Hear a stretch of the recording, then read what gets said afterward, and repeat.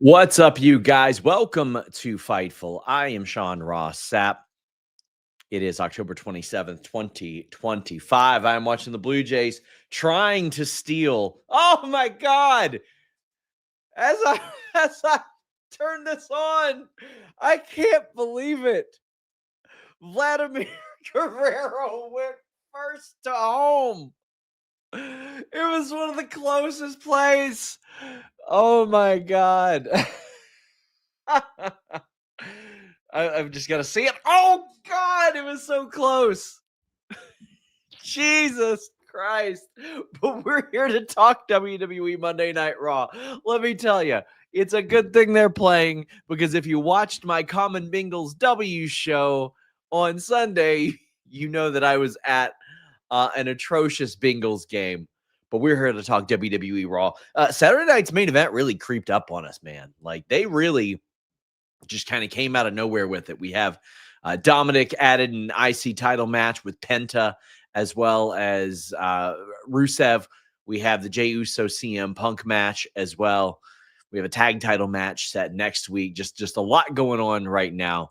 And we started off WWE Monday Night Raw with CM Punk and Jey Uso. Now, if you're here in the live chat, leave a thumbs up, subscribe. We have a bunch of interviews that we dropped over the last week.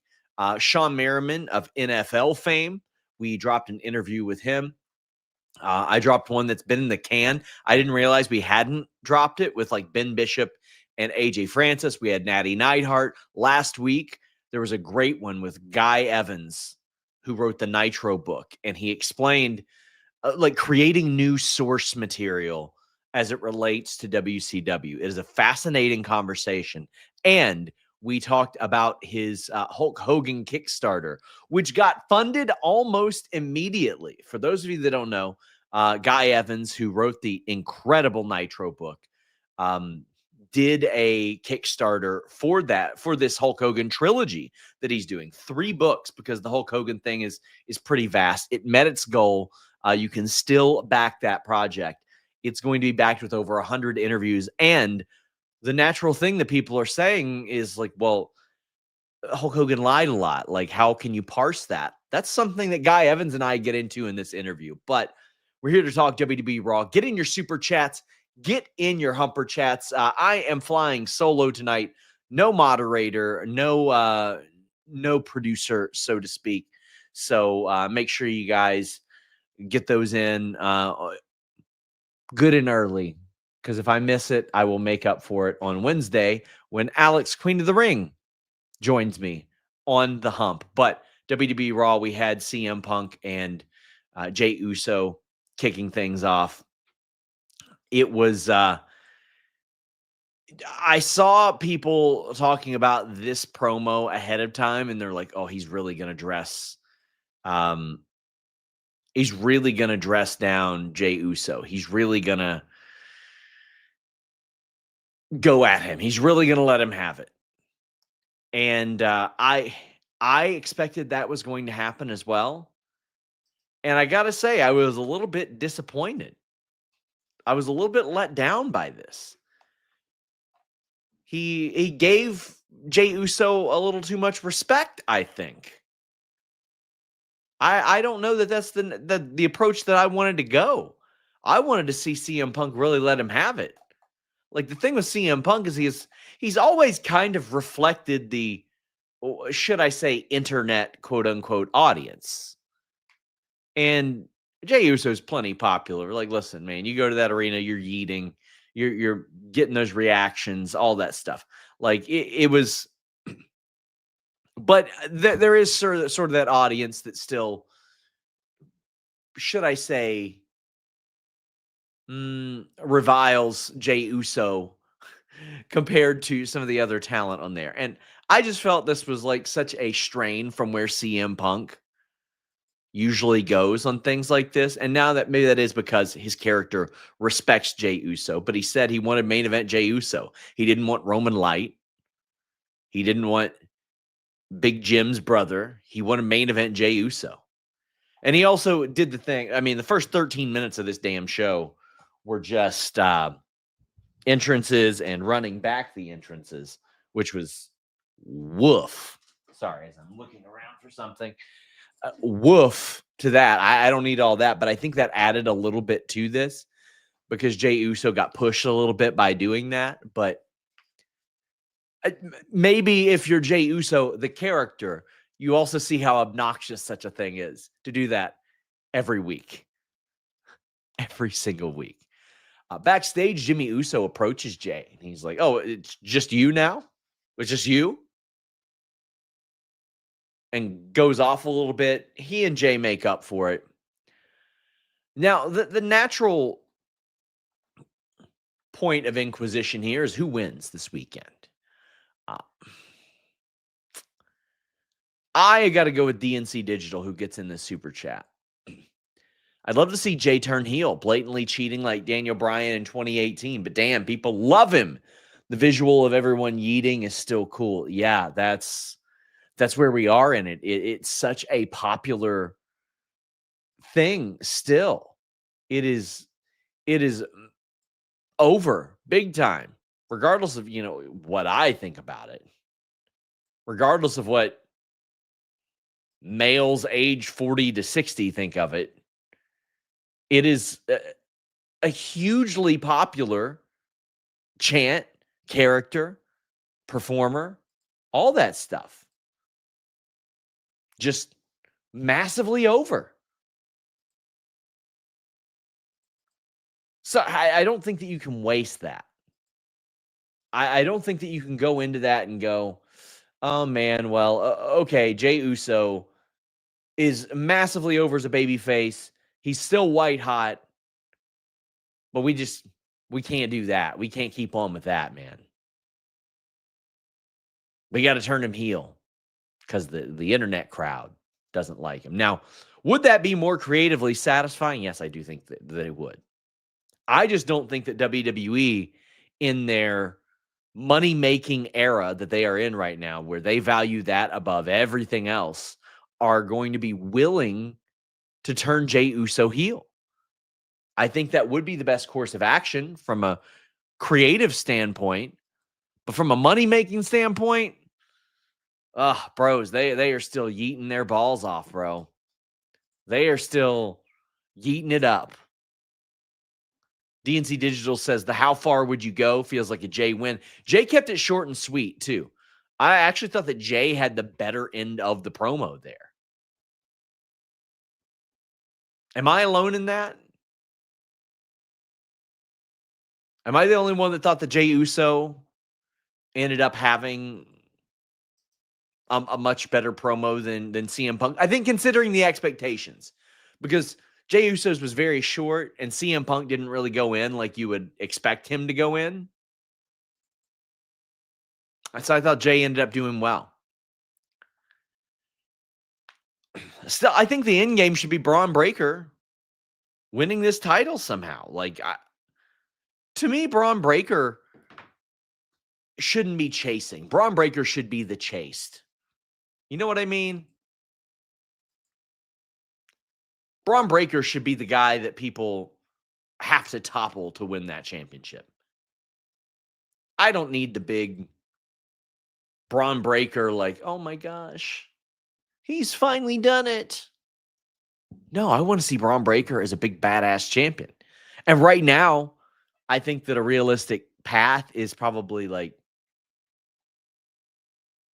Braun Breaker and Roman Reigns at WrestleMania. Sorry for the dead air there. Apologies for that. I just think that's a good way to go about it. Any word on when Gunther is expected back? I would expect him back sooner than later. I heard very similar to what Dave Meltzer heard today about a potential tournament to determine John Cena's final opponent. Now, normally I'd be like, well, that's a weird thing to do considering, it's not for a title or anything, but it's John Cena's last match. So I am completely fine with that because John Cena and his last match should be held in such a high regard that you compete to earn it. That is an honor. That is something very special. So I'm cool with them doing that. I like that. I dig that.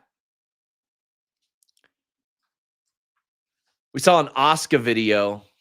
Did this seem like I saw a lot of people saying this as well, that it seemed like it was a bit of an answer specifically to Bill Goldberg and his latest comment of like,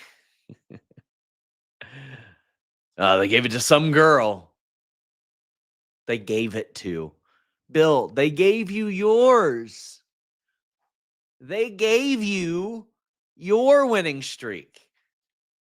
What was he, 173-0? Let's take a look. It's funny because I remember when I did that show with Matt Riddle, and Matt Riddle was like, yeah, I'd be able to beat up Goldberg easy. And people were like, oh, wow, the gall. And I'm like, guys, do you know who you're talking to here? UFC fighter. But let's look at Goldberg. Let's look at Goldberg and some of the people that he faced when we talk about giving it to her. All right, Yuji Nagata, good chance Yuji Nagata would have beat up Bill Goldberg. Solid chance. Yuji Nagata did some training there. Jerry Flynn's probably beating up Bill Goldberg if they fight for real.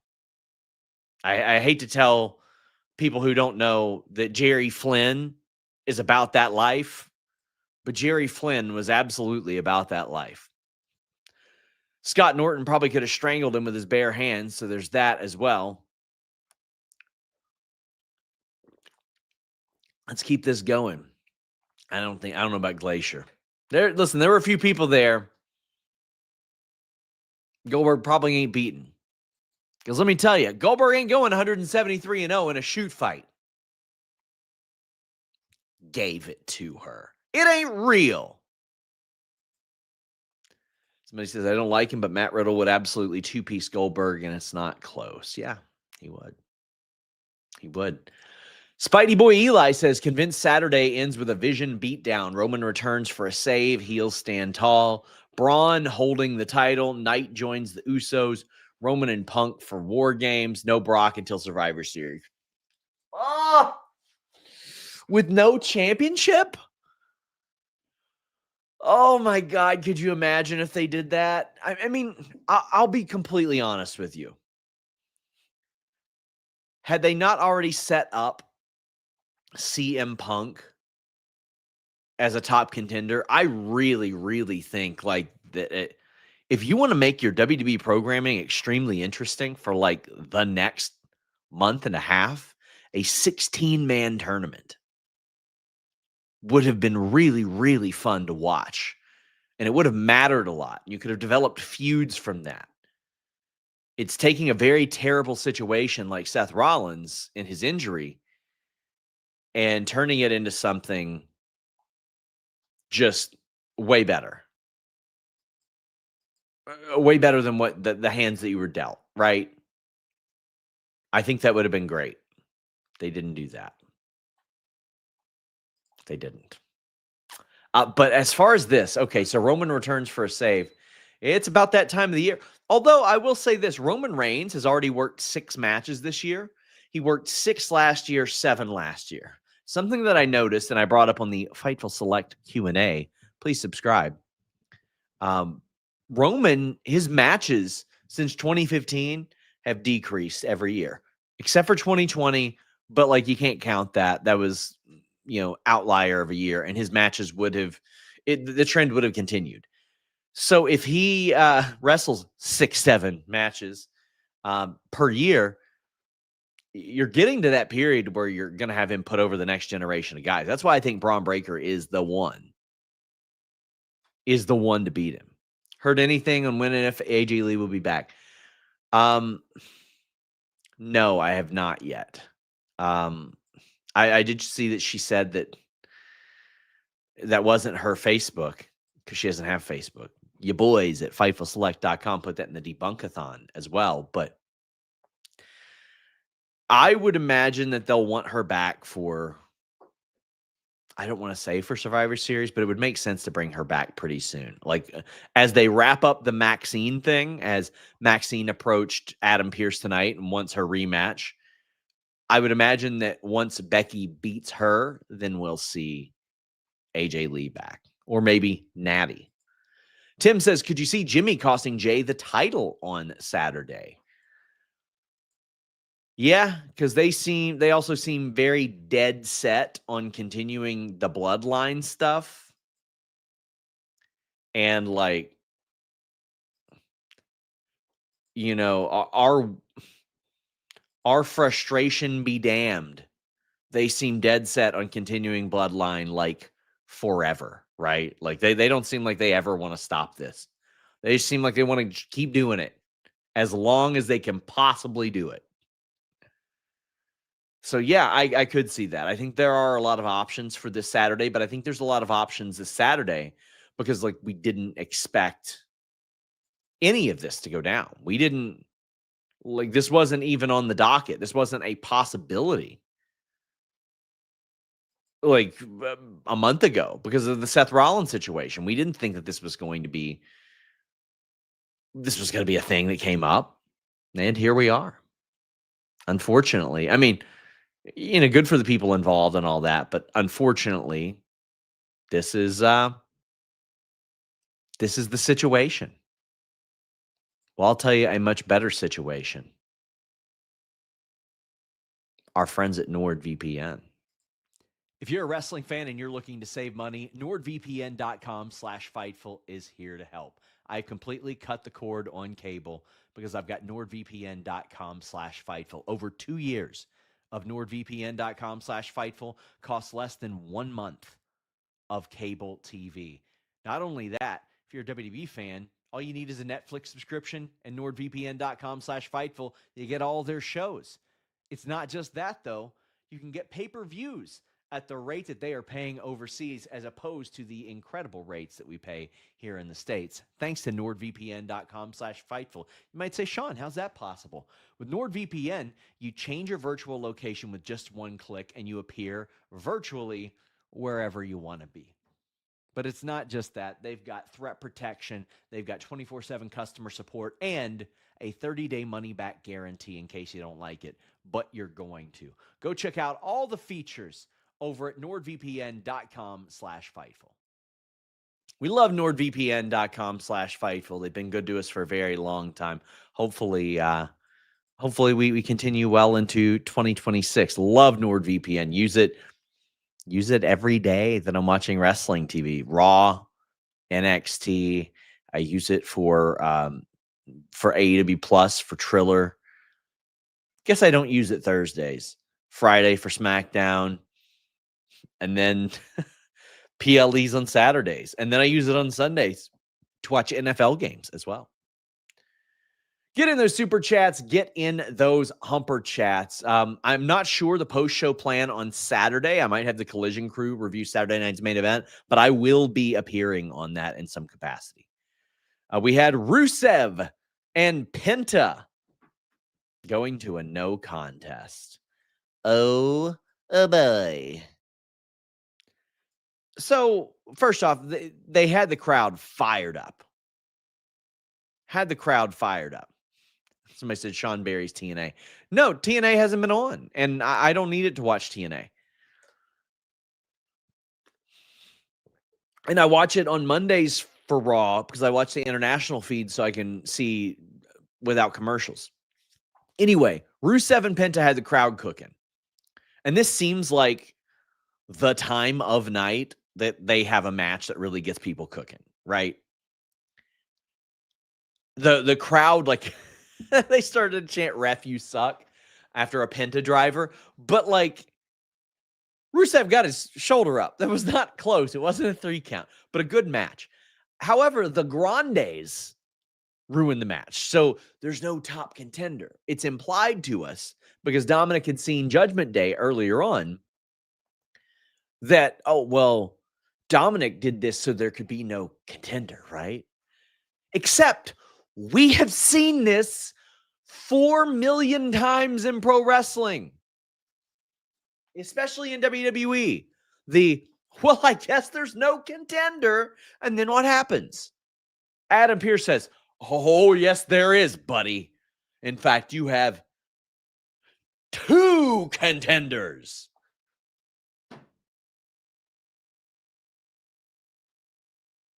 What? Like, first off, the match is going to slap. It's going to be a pair. I'm looking forward to the match. It's going to be good. WWE does triple threat matches really well. Rusev, Penta are great. Dominic has been fantastic. He popped me with the I've never cheated in my life line as well. That was good stuff. But like we've seen this. And again, a lot of this undermines Adam Pearce. Now this specifically doesn't, but the Grandes keeping on getting involved. I have to be given a kayfabe reason as to why the Grandes are never punished, as to why Judgment Day is never punished, never truly punished. Because simply defending your championship is not punishment. Judgment Day got to run around and interfere in every match for 3 months and barely had to defend the tag team titles. But there has never been a situation, well, I guess there's no contender. Come on. All right. I'll tell you what else is ridiculous. Adam Pearce is backstage looking for Dominic, right? And he's going and he's talking to all the extras. And he's like, and have you all seen Dominic? And this extra goes, it's like he doesn't want to say it out loud, like, to your right, Adam Pearce, but you didn't hear it from me. Even though this extra is in complete visibility of Dominic. And also, why didn't Adam Pearce just look to his right? It was just unusual writing there.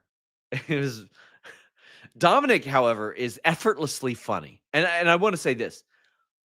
The criticism I give Adam Pearce is not criticism towards Adam Pearce, the man that's playing the role.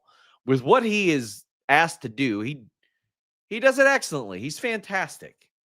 He's really great at it. And Dominic is hilarious. Dominic is fantastic. Him saying, like, they definitely totally asked for it all on their own and didn't get involved because I asked them to. And I really don't think they thought it through because now Rusev and Penta are going to be after them. And Adam Pearce is like, nah, bro, they're after you. They're after you, Playboy. Okay. So,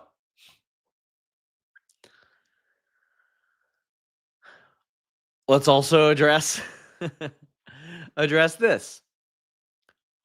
In kayfabe, why are Judgment Day and Braun Breaker finding out their matches 50 minutes into the show?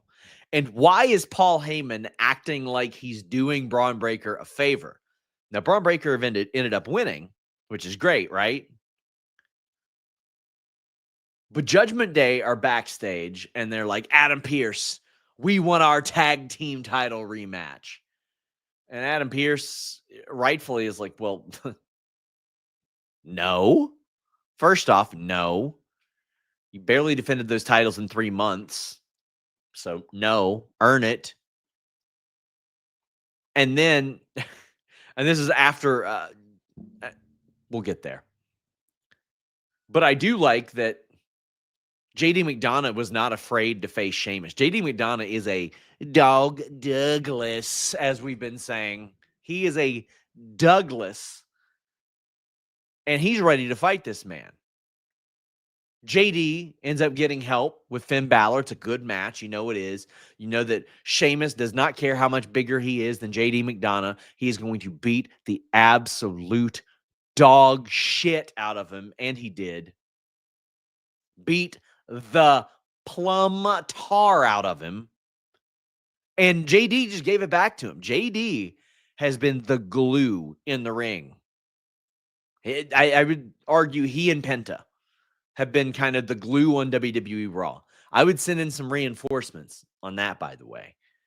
I'd switch at least one of the workhorse tag teams from SmackDown over to Raw. But JD cheated. Well, Finn Balor cheated. And Adam Pearce was like, I just saw you all cheat, which is a big criticism that I have had of Adam Pearce and of the WWE program for so long. Is it's like, well, why do they keep getting rewarded for cheating? And Adam Pearce is like, well, no, I'm not going to reward you for cheating right here. Only to have AJ Styles come through and be like, no. Actually, we do want them to be rewarded for cheating. And I'm like, okay, if I were AJ and Dragon Lee cut a little bit of a promo here as well. If I were them, I would be like, no, I would rather face some teams that are deserving. Where are they? They don't get booked on Raw. Creeds aren't on Raw. The War Raiders aren't on Raw. New Day's barely on Raw. We broke the news of New Day signing these new like 7-figure multi-year deals each. Incredible contracts, well-deserved. And I haven't seen them since. Don't know where the hell they went. Where'd they go? Does the tag team division still exist?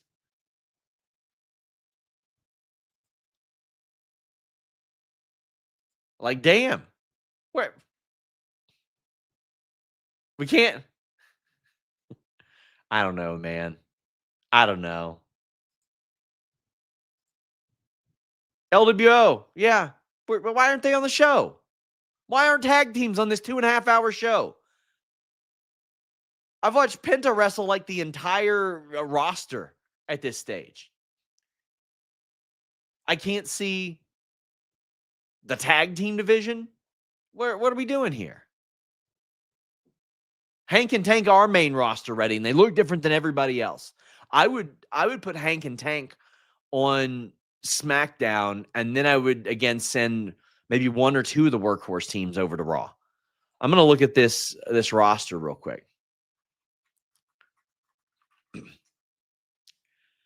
Kate says Fraxium should be on Raw. I don't disagree with that either. I say either Fraxium or DIY, but yeah, either.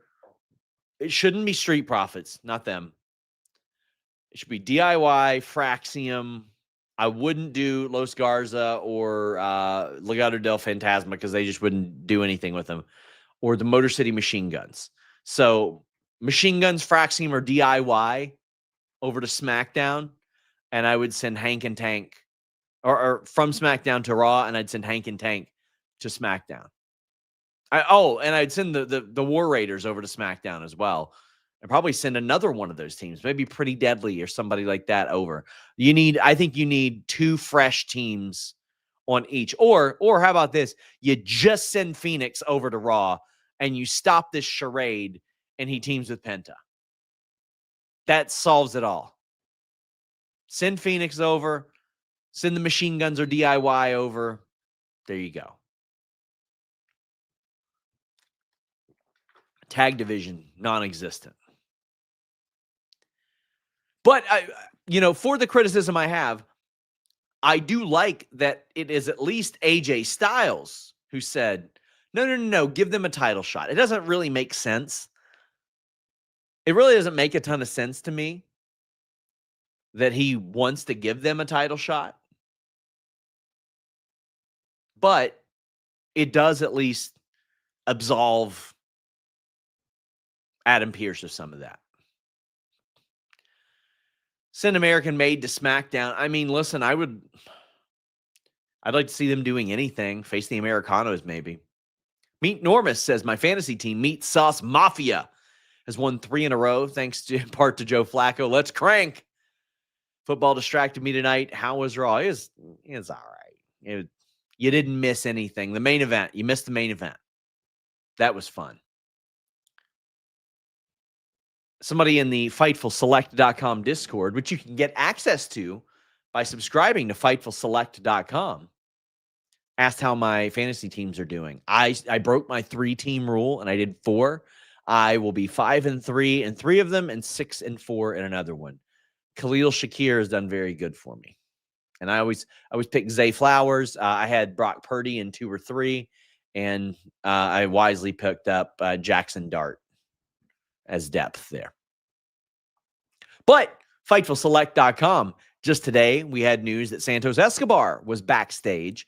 PW Insider reported that he would be around the show last week, but he was backstage. That we also confirmed that the I'm walking here promos are WrestleMania 42 stuff. That's it. Brock Lesnar flew out to do those as well. PW Insider had the inside edge on that. But just this evening, Fightful Select had some contract news. TNA International Champion Steve Maclin's deal is up in the coming months. Every single day on FightfulSelect.com, here's what you're getting. And I mean every single day. A Q&A article, a scoop, Discord access. I got a Q&A show every week. Grapsity has one every other week. And you get at least 2 episodes of Sour Graps every single week. Just wait till you hear what we are announcing for 2026. We are greatly expanding what will be the basic tier of Fightful Select in 2026. I've been rounding up a lot of stuff that people have been asking for. On November 1st, we're going to be doing nominations for the Fightful Awards, which the voting and all that is exclusive to Fightful Select members. But lots of stuff coming. If you want to sponsor the Fightful Awards, contact myself or Kate. It's $100 a pop. You get an ad read. You can clip that ad read, use it wherever the hell you want. You will get a mention in the description. You will get a mention in the reply of the announcement tweet as well, and on the website description as well. Check those out. You can also buy those sponsorships and use it for a charitable situation as well. So I mentioned earlier, Braun Breaker's backstage, and he's talking to Paul Heyman, right? He's like, okay, I should have been in that match. I should have absolutely been in this world championship battle royal, this contendership battle royal, all this stuff. And you still got Heyman being like, patience. It's them pretending like he's 20 steps ahead or whatever, even though he's not. It's just adjusted creative. That's what they're doing. And Paul Heyman's like, well, you beat somebody, you're getting yourself fast-tracked. And I'm like, well, all right. And Braun Breaker's like, yeah, well, who is it? And he goes, Paul Heyman goes, LA Knight. Braun's like, great win. Paul goes, it's tonight. And it's very soon, so get in your gear. If I'm Braun Breaker, I'm like, hey, why'd you just do that? Why'd you just not tell me? Why didn't you tell me earlier when he got the match, or my manager? What are we doing here? That's horrible mismanagement. That is just woeful.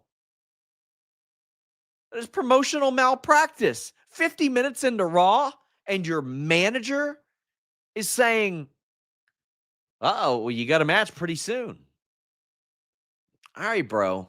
Doesn't make much sense. Maybe Braun Breaker wasn't prepared. Wasn't prepared for that performance. Maybe you're not prepared for your performance. You will be if you use Blue Chew in the code FIGHTFUL. Spear through the competition. Don't let them bury you. Use Blue Chew.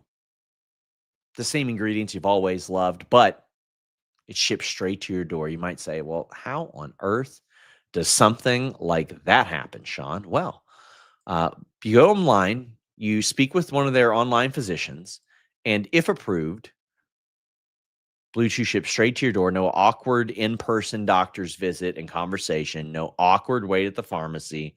while, they're going through and being really nosy about all your stuff. You don't want that. You want Blue Chew. You want that World Series level performance. You want to knock it out of the park, right? Whether it be third base or going all the way. Blue Chew is going to make sure that you've got that confidence, that performance. It's what you need. Right now, you get your first shipment free. You just pay $5 shipping. Use that code FIGHTFUL. Blue Chew, our longest sponsor. Truly love those guys. They've been good to us for so long. So long. Appreciate you guys. Braun Breaker did defeat LA Knight. Joshua D, I bet he said this MF spitting. I bet that's what he said, even though he didn't send a chat with that. Somebody be spitting when you use Blue Chew and the code FIGHTFUL. Blue Chew would have got Flacco through that fourth corner. Buddy, Flacco did great. None of that is on Joe Flacco. I don't even care about that game-ending drive. If the Bengals couldn't stop one of those two extremely embarrassing 2-point conversions, then they shouldn't have won the game. It was embarrassing. Embarrassing.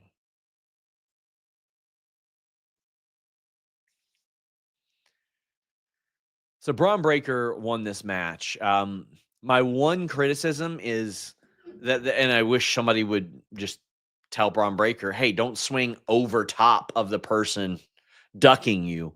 Make them duck you. If they happen to run into your arm as you're swinging it, that's on them. But you got to make it look like you're actually trying to hit them. Also, just one day, I want to see somebody run off the ropes and get clocked with one of those. And then I want to see somebody duck that clothesline. And then when they do that wild swinging back elbow, I want somebody to really get cracked with one of those. Like that's an Osprey finish waiting to happen, right? Like have Osprey in a squash where somebody runs and ducks his clothesline and he just goes hidden blade out of nowhere to the front of their head. I would love that. The finish, oh, by the way, there was a scary landing in this match too. Oh my God. I'm glad that Braun Breaker is okay. But as I've said before, I think he's probably more likely to hurt the ground than the ground is to hurt him. Josh says it won't let him send text. This MF spitting, just write it in here, Josh. Got my little 7-Up Zero Sugar. Wish they'd pay me. But this finish, oh my God. This finish is so good. LA Knight knocks down Braun Breaker, goes up the top for the LA Knight elbow. And as he's doing it, Braun Breaker kicks up. LA Knight jumps over him, and Braun Breaker spears him. Incredible finish. Fantastic finish. LA Knight is always ambitiously athletic. This has been a recurring theme that I've spoken about for quite some time. A lot of times it don't work for him. A lot of times it can be very, very difficult. And it just ain't good. But this clicked on all cylinders. This finish was one of the better finishes I have seen on WWE Raw in quite a while. Top-notch stuff here. Got no complaints about that. They went above and beyond and just really did something good here. Big fan of this finish.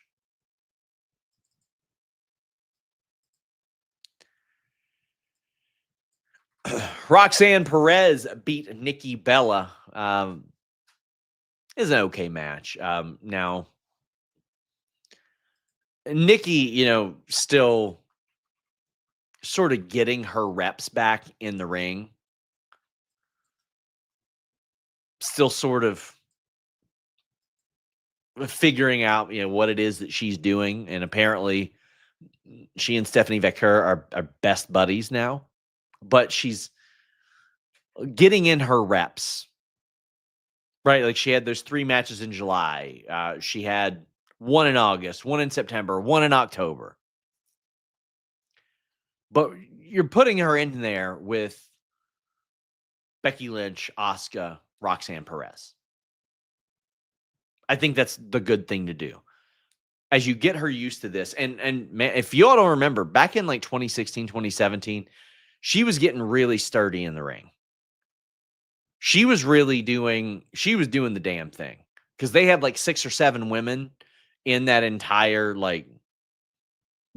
division. And she really stepped up. She really worked hard and had, honestly, a good run that changed a lot of people's perception about her. Do I think that that's going to happen this late in her career? Well, I don't know, because I mean the level of in-ring is so far beyond what it was then. And honestly, the level of in-ring then was so far beyond what it was when Nikki Bella started, but she rose to the occasion. How will that necessarily work today? I don't know. This one wasn't like crazy, but Roxanne is, I think, one of the best talent in the world. I think that she is just unbelievable in what she does and can make anybody look good. And I'm not saying you have to make somebody look good, but let's be real. Nikki Bella has not been wrestling a ton.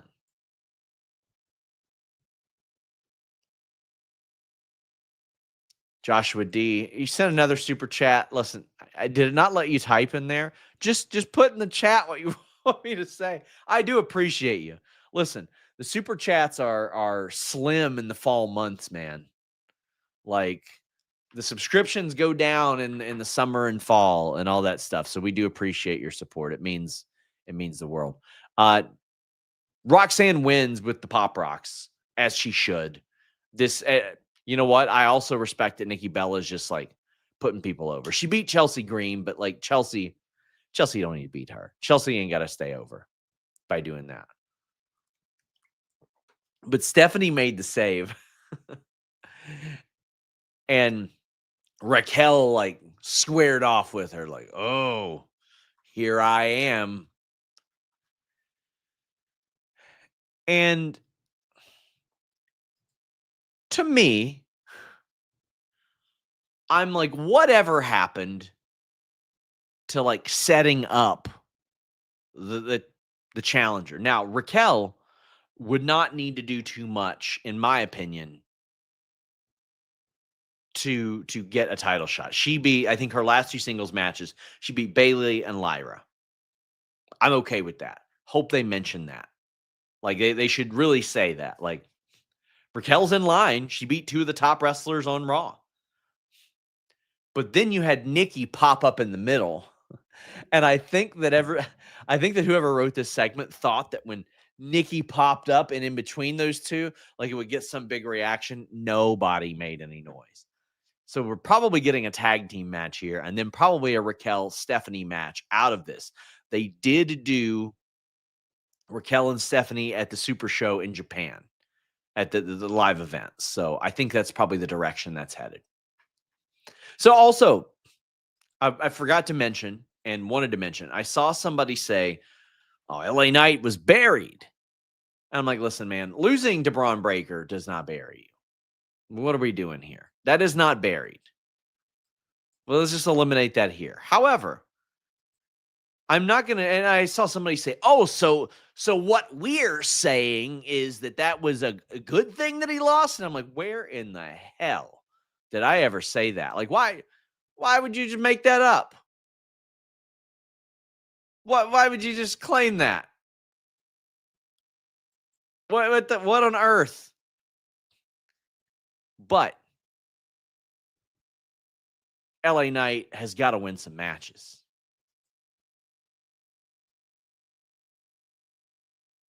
LA Knight has not been winning at all. I think he beat Kofi, but he lost to Braun Breaker, Bronson Reed, Jey Uso, Braun Breaker again. The Seth Rollins DQ. The one win that he had outside of Kofi was the wonky Seth Rollins one. He had some wins by DQ on SmackDown, but like he hasn't been winning. Give him some pinfall wins. Let this guy win.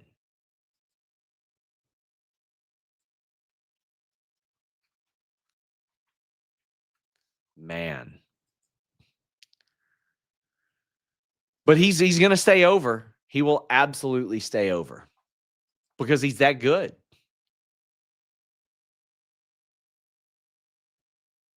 We saw backstage, by the way, Kabuki Warriors confronting the tag champs. And the tag champs are like, we'd be happy to give you a title shot. You're great. You're wonderful performers. Now, there are also performers who just lost to Rhea and Io. So why would they get a title shot over Rhea and Io? I'm confused by that. I'm not confused. It just doesn't make sense. I know it doesn't make sense.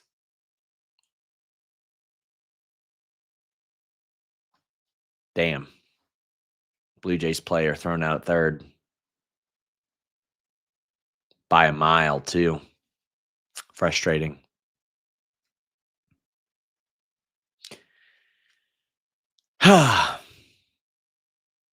This tag team title match ruled. And it shows you, as it shows every single time that there is a high-stakes tag team title match, that the audience wants to like tag team wrestling.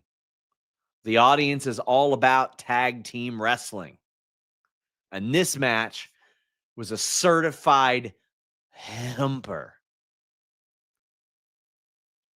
Emotional, physical, action-packed. It is a perfect example of what a main event tag team title match should be. And listen, if you ain't going to put these tag team title matches on the PLEs, make them the main event of your TVs like this, because this one was fantastic. Just incredible pace. Bayley was on fire during this match. The Fireflies came out, got you in the feels, right? Had you feeling a certain way.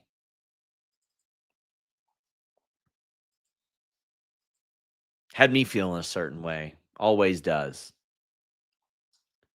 But then the Sister Abigail happened, and I was like, oh my God, this is whew.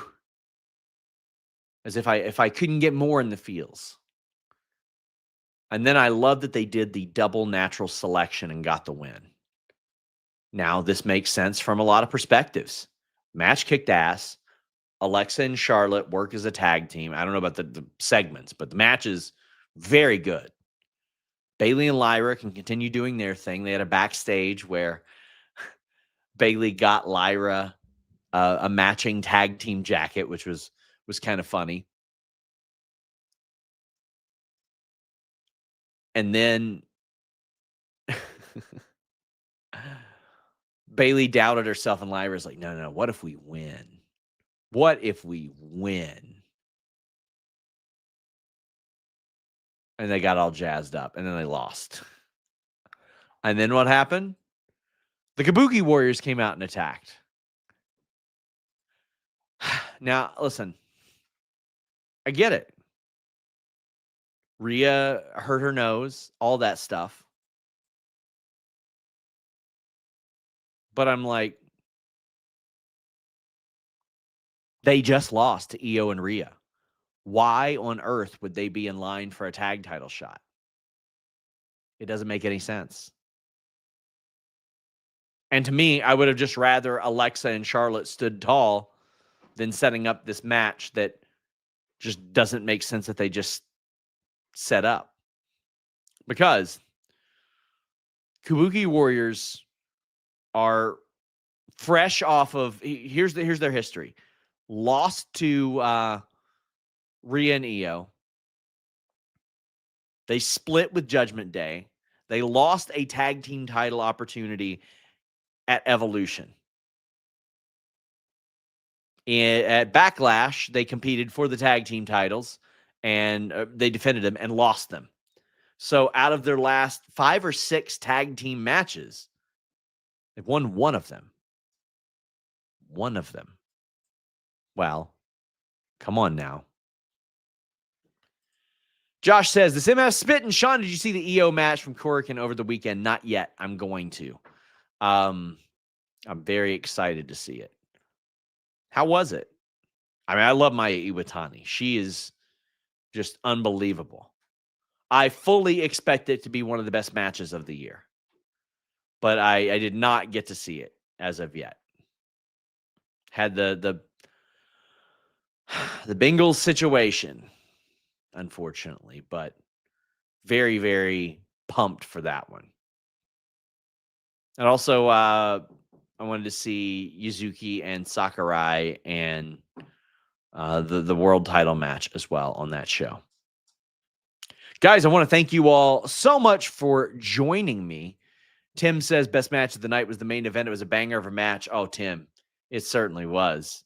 That's tag team wrestling. It's good. It's emotional. It's fast-paced. It's action-packed. You have a lot more ingredients to work with there. I just thought that they executed that really well. Charlotte and Alexa are doing great as a team. Guys, I am back on Wednesday. I've got Alex, Queen of the Ring, joining me for the hump. Next week, I have Reg. The week after that, I have Phil. But if you guys really want to help out Fightful, FightfulSelect.com. But let me tell you a couple other ways, especially one that is very important to me. We have been trying to get our Facebook monetized for over 2 years. I remember specifically when it was. I had a conversation with Chris Van Vliet at the Cody Rhodes documentary premiere. And he said, Sean, you really need to get your Facebook up and going. And for what Fightful does, I can be pretty transparent with you guys. We are supported, I would say 90 to 95% by sponsors like Blue Chew, Helix, MyBookie, Nord, Blue Chew, if I didn't mention them, and subscriptions. So, you know, Fightful Select and our YouTube subscribers and the donations and all that stuff. That is by and large that. It's advertisers and subscriptions. There are places like Sportskeeda that are you might say, well, why on earth does Sportskeeda post so much lying clickbait stuff? Because they're making insane money on Facebook. And ours was not monetized for over 2 years. And finally, this past Friday, Jimmy Van was able to make it happen. And our Facebook is monetized. Please follow us. It's facebook.com/FightfulOnline. It would mean a lot to me personally if you all did that. Even if you don't use Facebook, maybe you do. I am also on Facebook at Sean Ross Sapp. And the reason why I'm on there, and you might say, Sean, why are you on Facebook in the year 2025, almost 2026? Because there is so much fake wrestling stuff that shows up there that I have been debunking. That has led to us doing now a Fightful Friday tradition on Select, the Debunkathon, where I collect a whole bunch of fake stories and I'll debunk them. And we load it up with like dozens of pieces of news and all kinds of stuff. So we're doing a lot of stuff like that. You can also leave us a nice review on audio platforms. That stuff is also extremely helpful. But Facebook is massively important to us and what we are going to be doing from here on out. We have 9 years worth of footage that we can now repurpose, and we're very excited about. Tuesday on Fightful, the latest Fightful Presents video from Mike Straw drops. The Street Fighter-inspired pro wrestling game, Saturday Night Slam Masters, one of my absolute favorites. Excited for you guys to check out the latest Fightful Presents, but please go follow us on Facebook. Until next time, my friends, we're out.